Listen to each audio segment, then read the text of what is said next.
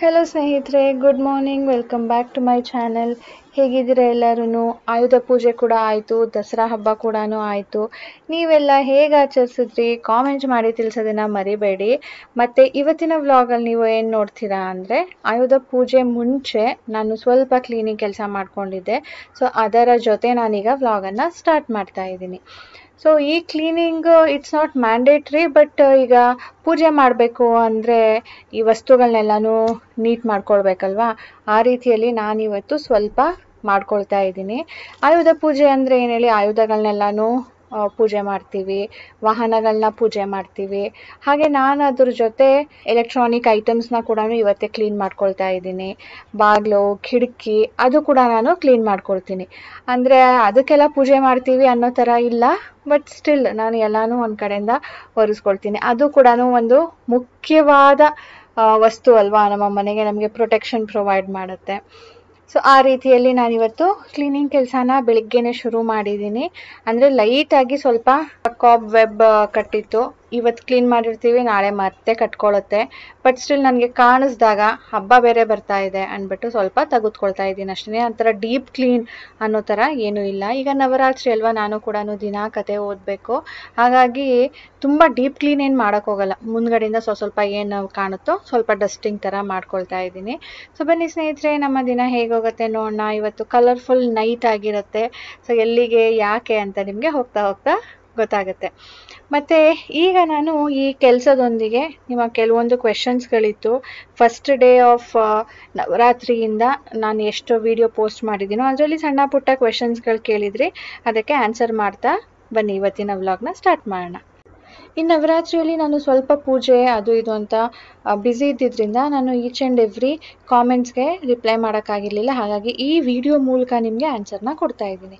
So very first ಅವರು ಕೇಳಿದ್ದು daily ಕಳಶ ಇಡಲ್ವಾ ಅಂತ ಹೇಳಿ, ಶ್ರುತಿ ಮಹೇಶ್ ಅವರು. ನಾನು ಡೈಲಿ ಕಳಶ ಇಡೋದಿಲ್ಲ. ಒಂದ್ಸಾರಿ ನನಗೆ ಬ್ರಾಹ್ಮಣರು ಹೇಳಿದರು, ನಿಮ್ಮ ಅತ್ತೆ ಅವರು ಇಡೋ ತನಕ ನೀವಿನ್ನ ಸಪ್ರೇಟ್ ಆಗಿಲ್ಲ, ಹಾಗಾಗಿ ಅವರು ಇಡೋ ತನಕ ನೀವು ಇಡೋ ನೆಸಸರಿ ಇಲ್ಲ ಅಂತ ಹೇಳ್ಬಿಟ್ಟು. ಇಡೋದ್ರಿಂದ ಏನಾದರೂ ತಪ್ಪಾಗುತ್ತಾ ಅಂದರೆ ಆ ಥರ ಏನೂ ಇಲ್ಲ ಸ್ನೇಹಿತರೆ. ನಾವಿನ್ನ ಸಪ್ರೇಟ್ ಆಗಿಲ್ಲ, ಎಲ್ಲ ಒಂದೇ ಫ್ಯಾಮಿಲಿ ಆಗಿರೋದ್ರಿಂದ ನಾನು ಸಪ್ರೇಟಾಗಿ ಇಡ್ತಾ ಇಲ್ಲ ಅಷ್ಟೆ. ಇನ್ನು ಅರ್ಚನಾ ದೇವರಾಜ್ ಅವ್ರು ಕೇಳಿದ್ರು, ಅಕ್ಕ ನೀವು ಮೈಸೂರವ್ರಲ್ವಾ, ಸೊ ನಿಮಗೆ ಚೈಲ್ಡ್ಹುಡ್ ದಸರಾ ಹೇಗೆ ಸೆಲೆಬ್ರೇಟ್ ಮಾಡ್ತಿದ್ರಿ, ಲೈಟಿಂಗ್ಸ್ ಎಲ್ಲ ಹೇಗಿರ್ತಿತ್ತು, ಅವಾಗಿನ ದಸರಾ ಹಾಗೂ ಇವಾಗಿನ ದಸರಾಗೂ ಏನು ಡಿಫ್ರೆಂಟ್ ಇದೆ ಅಂತ. ಆ್ಯಕ್ಚುಲಿ ಸ್ನೇಹಿತರೆ ತುಂಬ ಡಿಫ್ರೆನ್ಸ್ ಅಂದರೆ ಈಗ ಇನ್ನೂ ವಿಜೃಂಭಣೆಯಿಂದ ಮಾಡ್ತಾ ಇದ್ದಾರೆ. ಚೈಲ್ಡ್ಹುಡ್ ದಸರಾ ಅಂದರೆ ನಾವು ಕೂಡ ಆವಾಗಲೂ ಟಿ ವಿಯಲ್ಲೇ ನೋಡ್ತಾ ಇದ್ದಿದ್ದು, ಯಾಕಂದರೆ ಮೈಸೂರವ್ರಿಗೆ ಗೊತ್ತು ಅದು ಎಷ್ಟು ರಶ್ ಇರುತ್ತೆ ಅಲ್ಲಿ ಅಂತ. ಕಾಲು ತುಳಿತ ಎಲ್ಲ ಆಗ್ತಾಯಿತ್ತು. ಸೊ ಸೇಫರ್ ಸೈಡ್ ನಮಗೆ ಎಲ್ಲೂ ಹೊರಗಡೆ ಕರ್ಕೊಂಡು ಹೋಗ್ತಾ ಇರಲಿಲ್ಲ. ಬಟ್ ಲೈಟಿಂಗ್ಸ್ ಅಂತೂ ನೋಡೋದಕ್ಕೆ ಹೋಗ್ತಾ ಇದ್ವಿ. ಅವಾಗ ಹೇಗಿತ್ತು, ಇವಾಗ ಇನ್ನೂ ಚೆನ್ನಾಗಿ ಲೈಟಿಂಗ್ಸ್ ಎಲ್ಲನೂ ಹಾಕಿದ್ದಾರೆ. ತುಂಬ ಕ್ರೌಡ್ ಇರುತ್ತೆ, ನೋಡೋದೇ ಒಂದು ಖುಷಿ. ಇನ್ನು ಒಬ್ಬರು ಚೈತ್ರ ಅಂತ ಹೇಳಿಬಿಟ್ಟು, ಅಕ್ಕ ನಿಮಗೆ ಸ್ಪ್ಲಿಟ್ ಎಂಡ್ಸ್ ಇದೆಯಾ, ಸ್ಪ್ಲಿಟ್ ಎಂಡ್ಸ್ ಇದ್ದರೆ ಅದನ್ನು ಹೇಗೆ ರಿಮೂವ್ ಮಾಡೋದು, ರೆಡ್ಯೂಸ್ ಮಾಡೋದು ಹೇಗೆ, ನ್ಯಾಚುರಲ್ ಆಗಿ ಹೇಗೆ ಮಾಡ್ಬೋದು ಹೇಳಿ ಅಂತ ಹೇಳ್ಬಿಟ್ಟು, and good hair cut suggest ಮಾಡಿ ಅಂತ. ಸ್ಪ್ಲಿಟ್ ಎಂಡ್ಸ್ ನನಗೆ ಆಗೋದಿಲ್ಲ, ಯಾಕೆ ಅಂದರೆ ನಾನು ಆಯಿಲಿಂಗ್ ಮಾಡ್ತಾನೆ ಇರ್ತೀನಿ. ಕೆಲವೊಬ್ಬರು ಆಯಿಲಿಂಗ್ ಮಾಡೋದಿಲ್ವಲ್ಲ, ಆವಾಗ ಅದು ಡ್ರೈ ಆಗಿಬಿಟ್ಟು ರಫ್ ಆಗಿ ಸ್ಪ್ಲಿಟ್ ಎಂಡ್ ಆಗೋದು. ಮತ್ತು ಇದು ನಾವು ಸ್ಪ್ಲಿಟ್ ಎಂಡ್ಸ್ನ ಕಡಿಮೆ ಮಾಡೋದು ಹೇಗೆ, ಅದನ್ನು ಹೇರ್ ಕಟ್ ಮಾಡಿಸಿನೇ ಕಡಿಮೆ ಮಾಡಬೇಕು. ತುಂಬ ನಿಮಗೆ ಸ್ಪ್ಲಿಟ್ ಎಂಡ್ಸ್ ಆಗುತ್ತೆ ಅಂದರೆ ಯಾವಾಗಲೂ ಸ್ಟ್ರೇಟ್ ಕಟ್ಗೆನೆ ಹೋಗಬೇಕು. ಈ ಲೇಯರ್ ಕಟ್ ಎಲ್ಲ ಬರುತ್ತಲ್ಲ, ಆ ಥರ ಇದ್ದಾಗ ನಿಮಗೆ ಮಧ್ಯ ತುಂಬಾ ಸ್ಪ್ಲಿಟ್ ಕಾಣುತ್ತೆ. ಸೊ ಅದ್ರ ಬದಲು normal V shape, U shape ಆ ಥರ ಮಾಡಿಕೊಂಡ್ರೆ ಒಳ್ಳೆಯದು. ಇನ್ನು ಅಶ್ವಿನಿ ಅವ್ರು ಕೇಳಿರೋದು, ಅಕ್ಕ ನಿಮ್ಮ ಫೇಸ್ ಫುಲ್ ಕ್ಲಿಯರ್ ಇದೆ, ಫೇಸ್ ಕ್ಲಿಯರ್ ಆಗೋಕ್ಕೆ ಏನು ಮಾಡಬೇಕು ಹೇಳಿ ಅಂತ ಹೇಳ್ಬಿಟ್ಟು. ನಾನು ಬ್ಲೆಸ್ಡ್ ಅಂತಾನೆ ಹೇಳ್ಬೋದು, ಯಾಕಂದರೆ ನನಗೆ ತುಂಬ ಪಿಂಪಲ್ ಆಗೋದು ಕಡಿಮೆ. ಯಾವಾಗ ಆಗುತ್ತೆ ಅಂದರೆ ತುಂಬ ಡ್ರೈ ಆದಾಗ, ನಾನು ಸ್ಕಿನ್ ಕೇರ್ ಪ್ರಾಪರಾಗಿ ಮಾಡಲಿಲ್ಲ ಅಂದಾಗ, ಅಥವಾ ಪ್ರಾಡಕ್ಟ್ ಯಾವುದಾದ್ರೂ ಸೂಟ್ ಆಗ್ತಾ ಇಲ್ಲ ಅಂದಾಗ ನನಗೆ ಪಿಂಪಲ್ ಬರುತ್ತೆ. ಪಿಂಪಲ್ ಆದಾಗ ಮಾರ್ಕ್ ಅಂತೂ ಆಗೇ ಆಗುತ್ತೆ. ಇನ್ನು ಕೆಲವೊಬ್ಬರಿಗೆ ಹಾರ್ಮೋನ್ಸ್ ಇಂಬ್ಯಾಲೆನ್ಸಿಂದ ಕೂಡ ಪಿಂಪಲ್ ಆಗುತ್ತೆ ಸ್ನೇಹಿತರೆ. ಸೊ ನೀವು ಬರೀ ಪ್ರಾಡಕ್ಟ್ ಯೂಸ್ ಮಾಡಿದ್ರೆ ಕಡಿಮೆ ಆಗುತ್ತೆ ಅಂತ ಅಲ್ಲ, ಬಾಡಿ ಕೂಡ ನಿಮಗೆ ರಿಯಾಕ್ಷನ್ ತೋರಿಸತ್ತೆ. ಸೊ ಅದನ್ನು ನೀವು ನೋಡಿಕೊಂಡು ಅದ್ರ ತಕ್ಕಂತೆ ಸ್ವಲ್ಪ ಟ್ರೀಟ್ಮೆಂಟ್ ಮಾಡ್ಕೊಳ್ಬೇಕು. ಇನ್ನು ಶ್ರೀಲತಾ ಅವ್ರು ಕೇಳಿದ್ದಾರೆ, ರಾಜೇಶ್ ಅವರು 1 ಗ್ರಾಮ್ ಗೋಲ್ಡ್ ಕೊಡಿಸ್ತೀನಿ ಅಂತ ಹೇಳಿದ್ರಲ್ವ, ಬೆಟ್ ಕಟ್ಟಿದ್ರು, ಕೊಡಿಸಿದ್ರಾ ಅಂತ ಹೇಳ್ಬಿಟ್ಟು. ನಾನು ಇನ್ನೂ ಇಲ್ಲ ಅಂದಿದ್ದೆ. ಅದಕ್ಕೆ ಅವರು ನಮ್ಮವ್ರು ಕೂಡ ಸೇಮ್ ಅಂತ ಹೇಳಿದ್ದಾರೆ, ಜೋರಾಗಿ ಬೆಟ್ ಕಟ್ಬಿಡ್ತಾರೆ ಬಟ್ ಏನೂ ಕೊಡಿಸಲ್ಲ ಅಂತ. ಬಟ್ ನನಗೆ ಕೊಡಿಸ್ತೀನಿ ಅಂತ ಹೇಳಿದ್ದಾರೆ, ಇನ್ನು ಟೈಮ್ ಬರಬೇಕಷ್ಟೇ, ನೋಡೋಣ ಅದು ಟೈಮ್ ಯಾವಾಗ ಬರುತ್ತೆ ಅಂತ. ಇನ್ನು ಕೆಲವೊಬ್ಬರು ಈ ಬ್ರೆಡ್ದು ನಾನು ರೆಸಿಪಿ ಮಾಡಿ ನೈವೇದ್ಯ ಮಾಡಿದೆ, ಅದ್ರ ರಿಲೇಟೆಡ್ ಹೇಳಿದರು. ಬ್ರೆಡ್ ಹೇಗೆ ಮಾಡ್ತೀರಾ, ಅದಕ್ಕೆ ಎಗ್ ಹಾಕಿರ್ತಾರಲ್ವಾ, ಈಸ್ಟ್ ಹಾಕಿರ್ತಾರಲ್ವಾ ಅಂತ ಹೇಳಿಬಿಟ್ಟು. ಆ್ಯಕ್ಚುಲಿ ನಾನು ಕೂಡ ನಿಮ್ಮ ಥರನೇ ಥಿಂಕ್ ಮಾಡ್ತಾ ಇದ್ದೆ. ಹಬ್ಬ ಅಂದರೆ ನಾನು ಹಬ್ಬ ಆಗಲಿ ಪೂಜೆ ಆಗಲಿ ಹೊಟ್ಟೆ ಹಸುವಾದಾಗ ಬ್ರೆಡ್ ಅಂತ ತಿಂತಾ ಇರಲಿಲ್ಲ, ಯಾಕಂದರೆ ಅದರಲ್ಲಿ ಎಗ್ ಇರುತ್ತೆ ಅಂತ ಹೇಳಿಬಿಟ್ಟು. ಆಮೇಲೆ ನನಗೂ ಕೂಡ ಗೊತ್ತಾಗಿದ್ದು, ಅಂದರೆ ಇದು ಸುಮಾರು ವರ್ಷದ ಹಿಂದಿನ ಮಾತು. ಅದರಲ್ಲಿ ಎಗ್ ಅಂತ ಏನೂ ಹಾಕೋದಿಲ್ಲ ಸ್ನೇಹಿತರೆ, ರೇಸ್ ಆಗೋದಕ್ಕೆ ಈಸ್ಟ್ ಹಾಕ್ತಾರೆ. ಈಸ್ಟ್ ಕೂಡ ಅದು ಪ್ಲ್ಯಾಂಟ್ ಬೇಸ್ಡ್ ಆಗಿರುತ್ತೆ, egg based non veg based ಆ ಥರ ಇರೋದಿಲ್ಲ. So that is not non veg. ನೀವು ಆ ರೀತಿಯಲ್ಲಿ ಥಿಂಕ್ ಮಾಡಿಕೊಂಡು ಮಾಡಬಾರ್ದು ಅಂತ ಹೇಳ್ತಿದ್ರಲ್ವ, ನಾನು ಕೂಡ ಅದು ತಿಂತಾನೂ ಇರಲಿಲ್ಲ. ಇನ್ನು ಮಮತಾ ಅವ್ರು ಕೇಳಿರೋದು, ನೀವು DNC ಮಾಡಿಸಿದ ಮೇಲೆ ಮತ್ತೆ ಆ ಪ್ರಾಬ್ಲಮ್ ಆಗಿಲ್ವಾ ಪ್ಲೀಸ್ ಹೇಳಿ, ನನಗೂ ಸೇಮ್ ಪ್ರಾಬ್ಲಮ್ ಆಗಿದೆ, ಡಾಕ್ಟರ್ DNC ಮಾಡಿಸ್ಕೊಳ್ಳೋದಕ್ಕೆ ಹೇಳಿದ್ದಾರೆ ಅಂತ. ಆ್ಯಕ್ಚುಲಿ ನಾನು DNC ಮಾಡಿಸಿದ್ದು ರೀಸನ್ ಹೇಳಿಬಿಡ್ತೀನಿ. ಮೊದಲನೇದಾಗಿ ನನಗೆ ಹಾರ್ಮೋನ್ ಇಂಬ್ಯಾಲೆನ್ಸ್ ಆಗಿ ತುಂಬಾ ಬ್ಲೀಡಿಂಗ್ ಆಗಿ 20 ಡೇಸ್ ಆದರೂ ನನಗೆ ಬ್ಲೀಡಿಂಗ್ ನಿಲ್ತಾ ಇರಲಿಲ್ಲ, ಜಾಸ್ತಿ ಆಗ್ತಾ ಇತ್ತು. ತುಂಬಾ ಸುಸ್ತಾಗ್ಬಿಟ್ಟಿದೆ ನಾನು. ಹಾಗಾಗಿ ಅವರು ನಿಮಗೆ ಟ್ಯಾಬ್ಲೆಟ್ ಇಂಜೆಕ್ಷನ್ ಎಲ್ಲ ಕೊಟ್ಟರು 1 or 2 ಡೇಸ್ ಎಕ್ಸ್ಟ್ರಾ ಆಗುತ್ತೆ, ನಿಮ್ಮ ಆಲ್ರೆಡಿ ಬ್ಲಡ್ ತುಂಬ ಲಾಸ್ ಆಗಿಬಿಟ್ಟು ಸುಸ್ತಾಗ್ಬಿಟ್ಟಿದ್ದೀರಾ, ಈ ಥರ ಆದರೆ ನೀವು ಅಡ್ಮಿಟ್ ಆಗಬೇಕಾಗತ್ತೆ. ಅದಕ್ಕೆ ನೀವು DNC ಮಾಡಿಸಿ. DNC ಮಾಡಿಸಿದ್ಮೇಲೆ ನಿಮಗೆ ಹಾರ್ಮೋನ್ ಬ್ಯಾಲೆನ್ಸ್ ಆಗೋದಕ್ಕೆ ನಾನು ಟ್ರೀಟ್ಮೆಂಟ್ ಕೊಡ್ತೀನಿ, ಆವಾಗ ಸರಿ ಹೋಗುತ್ತೆ ಅಂತ ಹೇಳಿಬಿಟ್ಟು.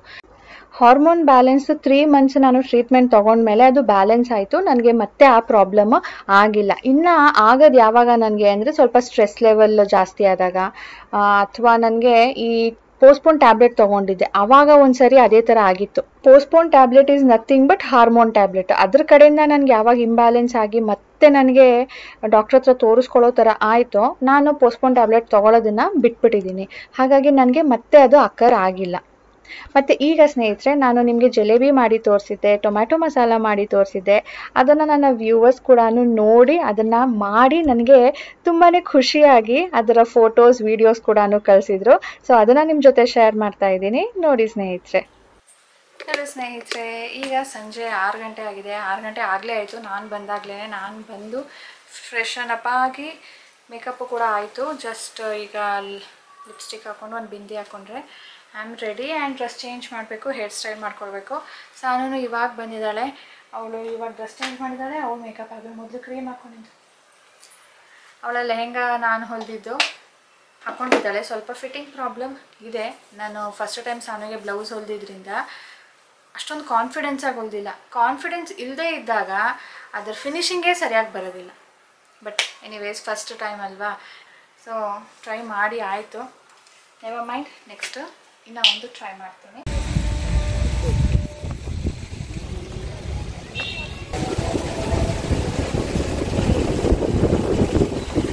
Hello you beautiful ladies. ಎಲ್ಲಿಗೆ ಬಂದಿದ್ದೀವಿ ಸ್ನೇಹಿತರೆ? ಇವತ್ತು ನವರಾತ್ರಿಯಲ್ಲಿ ನಾವು ದಾಂಡಿಯಾ ಸ್ಪೆಷಲ್, ಗರ್ಬಾ ಸ್ಪೆಷಲ್ ಆಡೋದಕ್ಕೆ ಬಂದಿದ್ದೀವಿ. ನಮಗನ್ನೆಲ್ಲ ಆಡೋದಕ್ಕೆ ಬರಲ್ಲ, ಆದ್ರೂ ಬಂದಿದ್ದೀವಿ. ಅಲ್ಲಿ ಆ ಮ್ಯೂಸಿಕ್ಗೆ, ಆ ವೈಬ್ಗೆ ನಮಗೂ ಮಾಡಬೇಕು ಅನಿಸುತ್ತೆ, ಅದಕ್ಕೆ ಬಂದಿದ್ದೀವಿ. ಇವತ್ತು ಹೆಂಗಿರುತ್ತೆ ನೋಡೋಣ ಬನ್ನಿ. ಎಷ್ಟು ದಿನ ಆಗಿತ್ತಲ್ವೇ ನಾವು ಹೋಗಿ? ಹೋದ ವರ್ಷನೂ ಹೋಗಿಲ್ಲ, ಅದ್ರ ಹೋದ ವರ್ಷನೂ ಹೋಗಿಲ್ಲ. ಬಾಂಬೆ ಅದು ಹೋದ ವರ್ಷ, ಅದು ಹೋದ ವರ್ಷ ಎಲ್ಲಿದು ನೆನಪಿಲ್ಲ. ಇಲ್ಲ ಹೋಗ್ಲಿಲ್ಲ, ಲಾಸ್ಟ್ ಇಯರ್ ಹೋಗ್ಲಿಲ್ಲ. ಸಾನು ಚಿಕ್ಕವಾಗಿನ ಹೋಗಿದ್ದು. ನಮ್ಮ ಸಾನು ಇಟ್ಕೊಂಡು ಡ್ಯಾನ್ಸ್ ಮಾಡಿದ್ದೆ. ಇವಾಗ ನೋಡೋಣ ಬನ್ನಿ ಎಷ್ಟು ಡ್ಯಾನ್ಸ್ ಮಾಡ್ತಾಳೆ ಅಂತ. ನಾವು ಇಬ್ರು ಒಂದು ಡ್ಯಾನ್ಸ್ ಕಲ್ತ್ಕೊಳ್ಳೋಣ ಗರ್ಭಾ ಅನ್ಕೊಂಡೆ, ಆಗ್ಲೇ ಇಲ್ಲ. ಅದು ಇದು ಅನ್ಕೊಂಡು ಮಾಡೋಕ್ಕಾಗ್ಲೇ ಇಲ್ಲ, ಕಲಿಯೋದಕ್ಕಾಗಲಿಲ್ಲ. ಡೈರೆಕ್ಟ್ ಮಾಡೋದೇನಿಲ್ಲ, ಚೆನ್ನಾಗಿರ್ತಾರೆ ಅವ್ರದನ್ನ ನೋಡಿ ನಾವು ಮಾಡ್ಬಿಡೋದೇನೆ. ದಾಂಡಿಯಾ ತುಂಬ ಕಡೆ ಇರುತ್ತೆ. ನೀವು ಬುಕ್ ಮೈ ಶೋ ಅಲ್ಲಿ ಹೋದ್ರೆ ಲಿಸ್ಟ್ ಸಿಗುತ್ತೆ ಯಾವ ಏರಿಯಾದಲ್ಲಿದೆ ಅಂತ. ನಾವು ಅಲ್ಲೇ ಬುಕ್ ಮಾಡಿರೋದು ನಮ್ಮ ಏರಿಯಾ ಹತ್ತಿರಕ್ಕೆ. ಇಲ್ಲ ಅಂದರೆ ನಾವು ಯಾವಾಗಲೂ ಪ್ಯಾಲೇಸ್ ಗ್ರೌಂಡ್ ಹೋಗ್ತಾ ಇದ್ವಿ. ಸರಿ ಏನೋ ಹೋಗಿದ್ವಿ ಅಲ್ಲಿಗೆ. ಇದು ಹತ್ರ ಇದೆ, ಇದು ನಮ್ಗೆ ಗೊತ್ತಿರಲಿಲ್ಲ, ಅದಕ್ಕೆ ಅಲ್ಲಿಗೆ ಹೋಗಿದ್ವಿ. ದಾಂಡಿಯಾ ನೈಟ್ ಅಂದರೆ ಸ್ನೇಹಿತರೆ, ಅಲ್ಲಿ ಮ್ಯೂಸಿಕ್ ಇರುತ್ತೆ, RJಗಳಿರ್ತಾರೆ.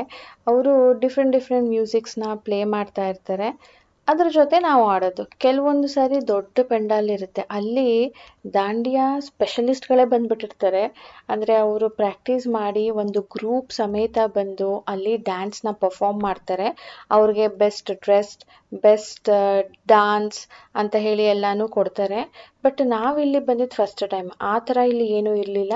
ಇಂಡಿವಿಜುವಲ್ಸ್ 1 2 or 3 ಪೀಪಲ್ ಬಂದು ಇಲ್ಲಿ ಅವ್ರು ಎಂಜಾಯ್ ಮಾಡ್ತಾ ಇದ್ರು ಅಷ್ಟೇ. ಸ್ಪೆಷಲಿ ಅಂತ ಏನೂ ಇರಲಿಲ್ಲ. ನಾವು ಪ್ಯಾಲೇಸ್ ಗ್ರೌಂಡ್ಗೆ ಹೋಗ್ತಿದ್ವಲ್ಲ, ಅಲ್ಲಿ ಪೂಜೆ ಎಲ್ಲನೂ ಇರ್ತಾ ಇತ್ತು. ಇಲ್ಲಿ ಪೂಜೆ ಏನೂ ಇರಲಿಲ್ಲ.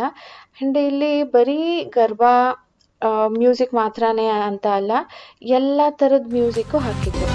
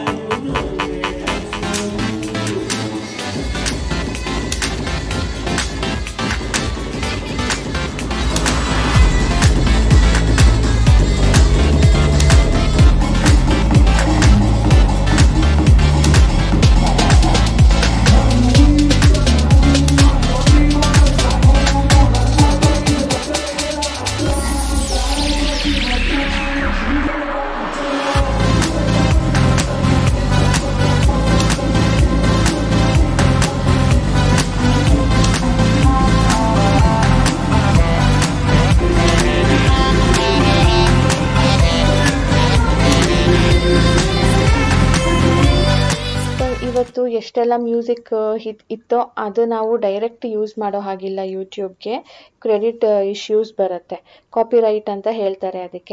ಅದಕ್ಕೆ ನಾನು ನನ್ನ ಕಡೆಯಿಂದನೂ ಸ್ವಲ್ಪ ಮ್ಯೂಸಿಕ್ನ ಆ್ಯಡ್ ಮಾಡಿದ್ದೆ. ಅದನ್ನು ರಿಮೂವ್ ಮಾಡಿಬಿಡ್ಬೋದಿತ್ತು. ಅಲ್ಲಿ ಏನು ಕನ್ನಡ ಮ್ಯೂಸಿಕ್ ಇತ್ತು, ಹಿಂದಿ ಮ್ಯೂಸಿಕ್ ಇತ್ತು, ಅದನ್ನು ರಿಮೂವ್ ಮಾಡಿಬಿಟ್ರೆ ಆ ಡ್ಯಾನ್ಸ್ ಸ್ಟೆಪ್ಗೆ ಅದು ಮ್ಯಾಚ್ ಆಗೋದಿಲ್ಲ ಅಂಥೇಳಿ ನಾನು ಇಟ್ಬಿಟ್ಟು ಅದ್ರ ಮೇಲ್ಗಡೆ ಮತ್ತೆ ಮ್ಯೂಸಿಕ್ ಆ್ಯಡ್ ಮಾಡಿದ್ದೆ.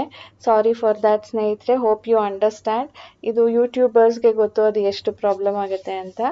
ಅದಕ್ಕೆ ನಾನು ಎರಡೂ ರಿಟೈನ್ ಮಾಡಿದ್ದೀನಿ. ಮತ್ತು ಇವತ್ತು ನಮ್ಮ ನೈಟ್ ತುಂಬ ಚೆನ್ನಾಗಿತ್ತು ಅಂತಲೇ ಹೇಳ್ಬೋದು. Nice experience. ಮನೆಯಲ್ಲಿ ಕೂತ್ಕೊಂಡು ಬೋರು ಅನ್ನೋ ಬದಲು ಈ ಥರ ಬಂದು ಎಂಜಾಯ್ ಮಾಡೋದು. ಇಲ್ಲೇ ಫುಡ್ ಕೂಡ ಇರುತ್ತೆ, ಬಟ್ ಅದು ಬೇರೆ ಪೇಯ್ಡ್ ಬೇಸಿಸ್ಸು. ಇಲ್ಲಿಗೆ ಎಂಟ್ರಿ ಫೀಸ್ ಕೂಡ ಇರುತ್ತೆ. 150 rupees, 200 rupees. ವೀಕೆಂಡ್ಸಲ್ಲಾದರೆ 300 rupees ತನಕನೂ ಹೋಗುತ್ತೆ. ವೀಕ್ ಡೇಸಲ್ಲಾದರೆ 150, 200ಗೆ ನಾವು ಎಂಟ್ರಿ ಬರ್ಬೋದು. ಕಂಪ್ಯಾರಿಟಿವ್ಲಿ ಇಲ್ಲಿ ತುಂಬ ಜನ ಇಲ್ಲ. ವೀಕ್ ಡೇ ಬಂದಿರೋದ್ರಿಂದ ತುಂಬ ಜನ ಇಲ್ಲ. ವೀಕೆಂಡಲ್ಲಿ ತುಂಬಾ ಕ್ರೌಡ್ ಇರುತ್ತೆ ಅನಿಸುತ್ತೆ. ಜಾಗ ಕೂಡ ಚಿಕ್ಕದು. ಆ್ಯಂಡ್ ನಾವು ಬಂದಾಗ್ಲೂ ಅಷ್ಟೊಂದು ಜನ ಅಂತ ಯಾರೂ ಇರಲಿಲ್ಲ. ಬಟ್ 8 ಗಂಟೆ ಆಗ್ತಾ ಜನ ಜಾಸ್ತಿ ಬಂದರು. ಅಂದರೆ ಯಂಗ್ ಗರ್ಲ್ಸ್ ಆ್ಯಂಡ್ ಬಾಯ್ಸ್ ತುಂಬ ಬರೋದಕ್ಕೆ ಶುರು ಮಾಡಿದ್ರು. ಬಂದರು, ಮಜಾ ಮಾಡಿದ್ರು, ಡ್ಯಾನ್ಸ್ ಮಾಡಿದ್ರು. ಇಲ್ಲೇ ಫುಡ್ ಸಿಗತ್ತೆ, ತಗೊಂಡು ಮಜಾ ಮಾಡಿ ಹೋದರು. ಈ ಥರ 9 ದಿನವೂ ಇರುತ್ತೆ, 10ನೇ ದಿನವೂ ಇರುತ್ತೆ. ಮ್ಯೂಸಿಕ್ ಲವರ್ಸ್ಗೆ, ಡ್ಯಾನ್ಸ್ ಲವರ್ಸ್ಗೆ ಇಟ್ಸ್ ಅ ನೈಸ್ ಪ್ಲ್ಯಾಟ್ಫಾರ್ಮ್. ಅಂದರೆ ಇಲ್ಲಿ ಬಂದ್ಬಿಟ್ಟು ಸುಮ್ಮನೆ ಕೂತ್ಕೊಳ್ಳೋ ಬದಲು ನಮ್ಗೆ ಏನು ಬರುತ್ತೋ ಸ್ಟೆಪ್ ಆ ಡ್ಯಾನ್ಸನ್ನು ಮಾಡೋದು, ಮಜಾ ಮಾಡೋದು. ಸೊ ಯಾರಿಗೆ ದಾಂಡಿಯಾ ನಮ್ಗೆ ಆಡೋದಕ್ಕೆ ಬರಲ್ಲ ಅಂತ ಹೇಳ್ತಾರೋ, ಈಗ ನಾವು ಕೆಲವೊಂದು ಸ್ಟೆಪ್ಸನ್ನು ನಿಮಗೆ ಏನು ತೋರಿಸಿದ್ವೋ ಅದನ್ನು ಕಲ್ತ್ಕೊಂಡ್ರು ಸಾಕು. ನಾನು ಕೂಡ ಅದನ್ನು ನೋಡಿ ಕಲ್ತ್ಕೊಂಡಿರೋದು. So for the beginners this is enough. Garba is ತುಂಬಾ ಬ್ಯೂಟಿಫುಲ್, ತುಂಬಾ ಚೆನ್ನಾಗಿರುತ್ತೆ. ಬಟ್ ದಾಂಡಿಯಾ ಇಷ್ಟು ನೀವು ಕಲ್ತ್ಕೊಂಡ್ರೆ ಸಾಕು ಸ್ನೇಹಿತರೆ. ಎಲ್ಲೇ ಹೋದ್ರೂ ಡ್ಯಾನ್ಸ್ ಮಾಡಿ ಫುಲ್ ಮಜಾ ಮಾಡ್ಬೋದು.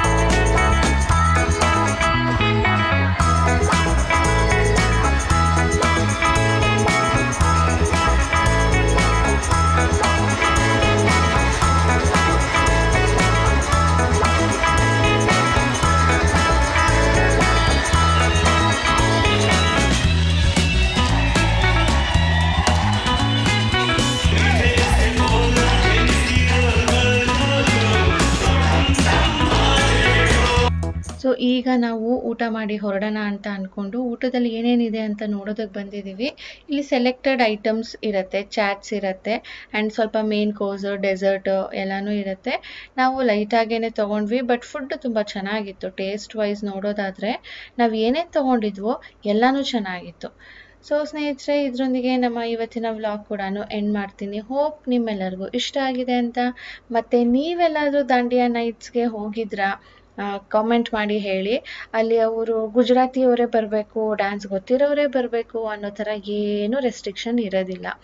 ಸೊ ಹೋಗ್ಬೋದು, ಡ್ಯಾನ್ಸ್ ಮಾಡಿ, ನಿಮ್ಗೆ ಯಾವ ಥರ ಬರುತ್ತೆ ಆ ಥರ ಮಾಡಿ, ಯಾವ ಥರ ಸ್ಟೈಲ್ ಮಾಡಬೇಕೋ ಮಾಡಿ, ಇದೇ ಡ್ರೆಸ್ ಹಾಕ್ಕೊಂಡು ಬರಬೇಕು ಅನ್ನೋ ಥರನೂ ಏನೂ ಇರಲ್ಲ ಸ್ನೇಹಿತರೆ. ಇಟ್ ವಿಲ್ ಬಿ ಫನ್ ಅಷ್ಟೇ. ಸೊ ನವರಾತ್ರಿಯಲ್ಲಿ ನಾವು ಇದನ್ನಂತೂ ಮಿಸ್ ಮಾಡದೆ ಲಾಸ್ಟ್ ದಿನ ಆದರೂ ಪರವಾಗಿಲ್ಲ ಹೋಗಿ ಬರ್ತೀವಿ. ಓಕೆ ಸ್ನೇಹಿತರೆ, ಬಾಯ್ ಬಾಯ್, ಟೇಕ್ ಕೇರ್.